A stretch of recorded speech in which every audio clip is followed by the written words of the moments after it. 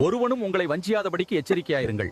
யாரும் உங்களை ஏமாற்றாதபடிக்கு எச்சரிக்கையாயிருங்கள் என்று நம் ஆண்டவர் இயேசு கிறிஸ்து கூறுகிறார். ஆண்டவர் கூறுவது போல யாரும் உங்களை ஏமாற்றக்கூடாது என்று நினைத்தால் முதலில் ஆண்டவர் உங்கள் கையில் கொடுத்திருக்கும் வேதத்தை நீங்கள் படிக்க வேண்டும். பெரோயா சபையின் விசுவாசிகள் வசனங்களை கேட்டார்கள். ஆனால் அதை அப்படியே நம்பாமல் வேதத்தில் ஆராய்ந்து பார்த்தார்கள். நம் எதிராளியாகிய சாத்தான் ஆதிகாலம் முதலே ஆண்டவர் கொடுத்த வார்த்தைகளை எடுத்துக்கொண்டே மனிதர்களை ஏமாற்றி வந்து கொண்டிருக்கிறான். ஆகையால் நாம் மிகவும் எச்சரிக்கையாயிருக்க வேண்டும். கிறிஸ்துவே நமக்கு போதகராக இருக்கிறார். ஆகையால் யார் எதை சொன்னாலும் அதை வேத வசனங்களோடு ஒப்பிட்டு பார்க்காமல் ஏற்றுக்கொள்ளாதீர்கள். நாம் அனைவரும் சகோதரர்கள். புறாவைப் போல கபடமற்றவர்களாக இருங்கள் என்று சொன்ன ஆண்டவர் சர்ப்பங்களைப் போல வினா உள்ளவர்களாயிருக்கும்படியும் நமக்கு கற்பித்திருக்கிறார். ஆகிலும் சர்ப்பமானது தன்னுடைய தந்திரத்தினாலே ஏவாளை வஞ்சித்தது போல உங்கள் மனதும் கிறிஸ்துவை பற்றிய உண்மையினின்று விலகும்படி கெடுக்கப்படுமோ என்று பயந்திருக்கிறேன். அதே போல அனைத்து தீர்க்க தரிசனங்களையும் அற்புதங்களையும் உடனே நம்பாதிருங்கள். அவைகளை வேத வசனங்களோடு ஒப்பிட்டு ஆராய்ந்து பாருங்கள். யாராவது பேசும்போது கர்த்தரின் பெயரையோ அல்லது பரிசுத்த ஆவியின் பெயரையோ பயன்படுத்தினால் அது வேத வசனங்களுக்கு ஒத்ததாக இருக்கிறதா என்று எச்சரிக்கையுடன் ஆராய்ந்து பார்க்க வேண்டும் என்று வேதம் போதிக்கிறது.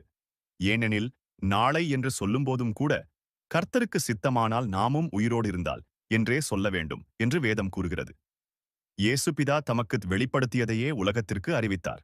அதுபோல பரிசுத்த ஆவியானவரும் இயேசு போதித்ததிலிருந்தே எடுத்துக்கொண்டு பேசுவார். அவர் ஒருபோதும் தவறானதை கற்றுத்தரமாட்டார். இந்த காலத்தில் அநேகர் ஜனங்களை கவருவதற்காக ஆண்டவரின் பெயரையும் பரிசுத்த ஆவியானவரின் பெயரையும் பயன்படுத்தி வேத வசனங்களை ஆராயாத ஜனங்களை ஏமாற்றுகிறார்கள். நினைவில் கொள்ளுங்கள், பரிசுத்த ஆவியானவர் இயேசு கிறிஸ்து போதித்ததிலிருந்தே எடுத்துக்கொண்டு பேசுவார்.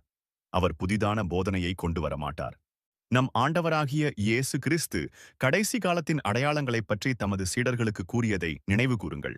ஏனெனில் கள்ள கிறிஸ்துக்களும் கள்ள தீர்க்கதரிசிகளும் எழும்பி கூடுமானால் தெரிந்து கொள்ளப்பட்டவர்களையும் வஞ்சிக்கத்தக்கதாக பெரிய அடையாளங்களையும் அற்புதங்களையும் செய்வார்கள். இதோ முன்னதாக உங்களுக்கு அறிவித்திருக்கிறேன்.